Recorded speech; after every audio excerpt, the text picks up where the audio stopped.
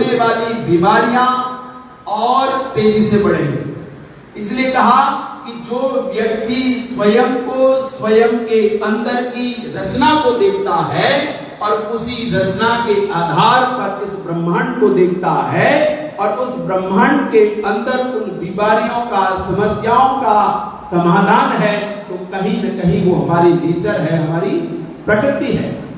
आपने देखा होगा, आपको प्रकृति बड़ी प्यारी लगती है। आप पहाड़ों में जाते हैं, सुंदर लगता है। आप जंगलों में जाते हैं, पेड़ों को देखते हैं, हरियाली को देखते हैं, तो आपको अच्छा लगता है। क्यों? क्योंकि उसका निर्माण और इस शरीर का निर्माण जिससे हुआ है वो दोनों एक है।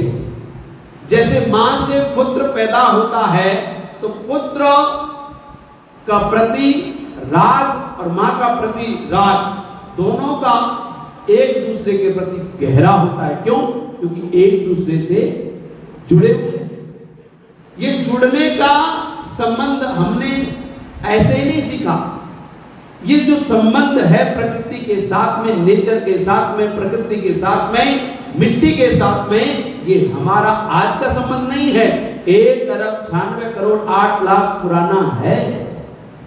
जब इस सृष्टि की रचना हुई होगी, उस रचना काल से परमात्मा ने हमें जिससे बनाया है, वो काल हमारे साथ जुड़ा और वो काल जैसे ही हमारे साथ जुड़ा तो हमें एक रचना के साथ जोड़ता है। तो हम देखते हैं, आपने देखा होगा, जिस बीमारी को दुनिया में कोई ठीक नहीं कर सकता और ऐसे ऐसे रोग हैं, जैसे किसी ने सांप ने किसी को काट लिया। मैं पिछले जन्म में सांपों का जहर उतारता था, आपको थोड़ी सी बात बताता हूं। सांपों का जहर उतारते हैं तो उस व्यक्ति की मृत्यु नहीं होती है 6 महीने तक। उस 6 महीने तक मृत्यु नहीं होती है, इसलिए उसको कभी भी जलाते नहीं है। और जलाते नहीं तो क्या करते हैं? मिट्टी में, गोबर में, जल में उसको या तो मिट्टी में गाड़ देंगे या गोबर में गाड़ देंगे, अथवा अगर इलाज नहीं हो रहा है तो उसको गंगा में प्रभावित कर देंगे, नदी में प्रभावित करेंगे। वो आगे जाकर के कोई वैद्य मिलेगा उसको ठीक कर सकता है। क्यों? क्योंकि हमारी जो मिट्टी है, इस मिट्टी की जो रचना है वो हमारे विष को शोषित करने वाली है, नष्ट करने वाली है। यानी मां हमने ऐसे ही नहीं कहा। एक मां जो जन्म देती है, हमारे दुखों को दूर करती है, दूसरी मां पृथ्वी है, दूसरी मां मिट्टी है, दूसरी मां भारत माता है, जो हमारे शरीर के अंदर के रोगों को दूर करने का काम करती है। दुनिया में जो जो रोगों को दूर करती है वो हमारी मां है। चाहे वो पिता है, वो भी पिता मां के स्वरूप में ही होता है, जब हमारे दुखों को दूर करने वाला बनता है। इसलिए परमपिता परमात्मा को भी हमने मां ही कहा है, क्योंकि मां ही सबसे उत्तम है, जो दुनिया में सबसे रोगों को, दुखों को दूर करने में सबसे बड़ी योगदान देती है। इसलिए हमें अपने नेचर को, अपनी प्रकृति को, अपने स्वभाव को जानने की आवश्यकता है।